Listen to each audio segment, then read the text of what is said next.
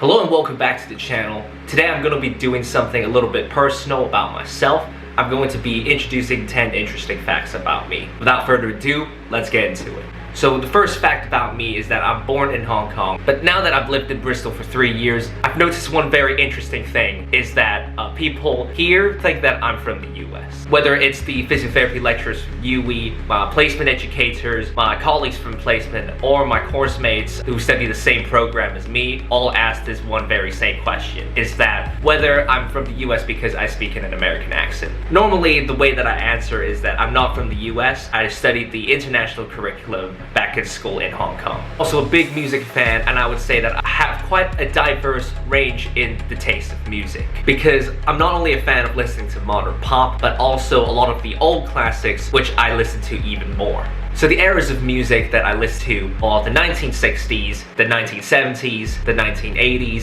90s hip-hop and rap, and also the current era. Starting from the 1960s, I listen to mostly the Beatles, which is the greatest band of all time in my opinion, and also the Mamas and the Papas. I like their California Dreaming and also their version of the Spanish Harlem. The 70s is my favorite era of music. I listen to quite a lot of artists from the 70s, such as Elton John, Stevie Wonder, Rod Stewart as well, and also bands such as Fleetwood Mac, Bee Gees, and also the Bay City Rollers. One of my favorite artists from the 70s is Olivia Newton-John, who is known for playing Sandy in Grease. Obviously, I love the soundtrack from Grease the musical, but also I love some of her songs pre-Grease and also post-Grease. And also my favorite band of all time also came from the 70s, and it's called ABBA. I basically grew up listening to their songs, and their songs have a very important position in my childhood. A couple of years ago, I went to the ABBA Voyage concert in London, which is a concert that uses the holograms to recreate members of the band back in 1977, which was basically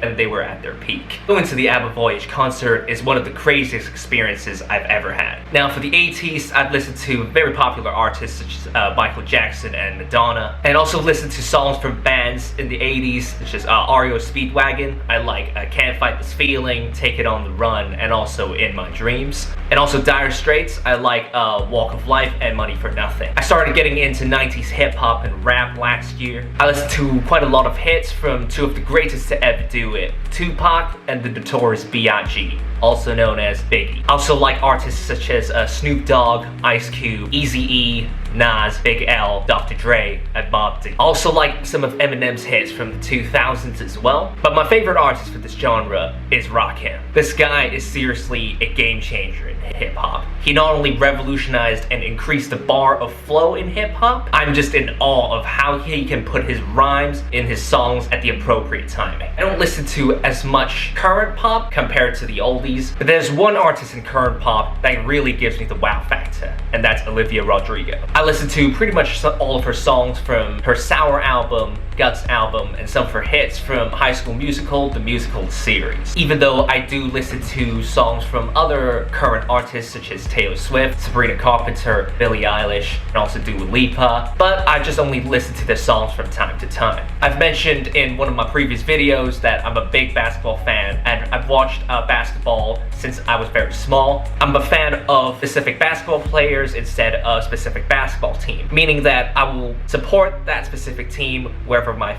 favorite basketball players go to. There are two players that I grew up watching the game. The first one is LeBron James. He's the reason why I started falling in love watching the game. Arguably the most well-rounded player in his prime on both sides of the ball, offensively and defensively, and he's still playing at an elite level currently, considering that he has played for 22 seasons. This to me is very mind-blowing because many players have already retired after 22 seasons, let alone contributing to an NBA team. Another player that I grew up watching the game is Russell Westbrook. He's my favorite player of all time, arguably the most explosive and athletic point guard of all time in his prime. I also not only love when he puts up crazy stats back in his prime, I also love that he gives 110% effort to every game and never cheats the game. The one thing that I really wish he gets is a championship ring, which is the ultimate glory for an NBA player. But even though if he doesn't get it when he retires, he's still my favorite player of all time. I also enjoy watching some of the best current talents in the league, such as Nikola Jokic,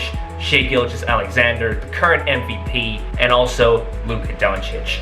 I've been to quite a lot of places so far, but there's one city that I've really wanted to go to, which is New York City. The reason I wanted to go to the East Coast is because I've only been to a West Coast trip with my family at age 12. I've been to Los Angeles, also Las Vegas in Nevada, and also the state of Utah. I wanted to go to the East Coast in the US just to really see the differences compared to the West Coast. Especially I wanted to visit Manhattan and also Brooklyn Bridge. Another interesting fact about me is that physiotherapy was not the original thing that I wanted to do when I was a kid. Back in middle school, I actually wanted to be a forensic scientist. One major reason that I wanted to be a forensic scientist was because I saw a crime show called Forensic Files back in my US West Coast trip with my family. This is a show that consists of showing the different murder cases that happened in US history that are solved, and they look at how forensic scientists analyze crime scenes using bloodstain patterns, fingerprints, DNA, and fire debris, and collect all of them as evidence to identify potential suspects of each murder case. Even though the crime scenes look very scary, analyzing crime scenes for me back then was very eye-opening. And I have to admit, it was quite funny that I was looking at something very bloody and gruesome back when I was in middle school. However, the reason that I decided to not do it is because as time passes by, I've learned that when I actually do the job, the crime scenes that I have to analyze will be visibly more frightening. As the show Forensic Files censors parts of the crime scene that are visibly uncomfortable to viewers. So I decided to not go on that path because I wasn't comfortable in doing so. I'm also not a fan of fizzy drinks. I just hate them when I was a kid. A big reason that I just hate it because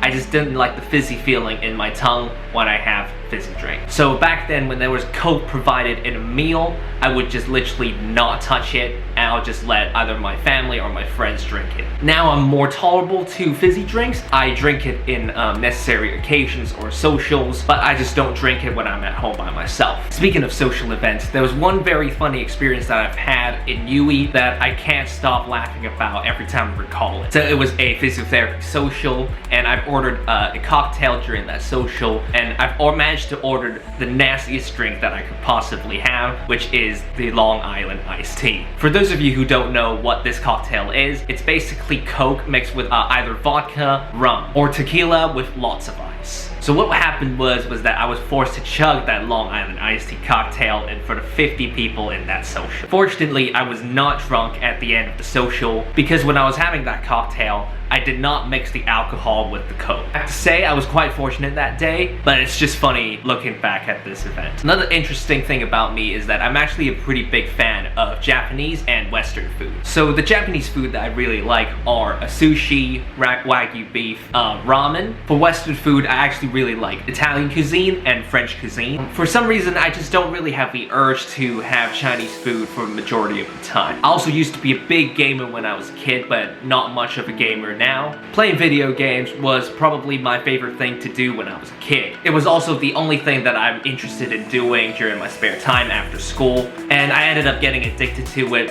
as I can play for hours consecutively without stopping. The games that I normally play are sports games such as NBA 2K, FIFA, and also racing games. I was also a big Minecraft guy when I was a kid. I would literally go on YouTube back then and watch other YouTubers play Minecraft. Now I do still play some video games on Xbox and also PlayStation, but only from time to time. The last interesting fact about me is that speaking in front of a crowd was a very challenging thing for me when I was a kid. The main reason that I struggled to do that back then was because I was very nervous in speaking in front of a crowd because a lot of people are putting their attention towards you and I was not used to it. I would literally end up tearing up in the middle of a presentation back then. However, as time went by, I've had more opportunities in doing so. I've become more confident in speaking in front of a crowd, and I fully resolved this issue at the end of high school, and now I'm speaking in front of a camera. And here are 10 interesting facts about me. Thank you very much for watching this video. If there are any facts that I've listed that have surprised you, please do let me know in the comments down below. Don't forget to like, comment, and subscribe to my channel, and share this video to your family and friends. Thank you for watching, take care, and I'll see you in the next video. Peace.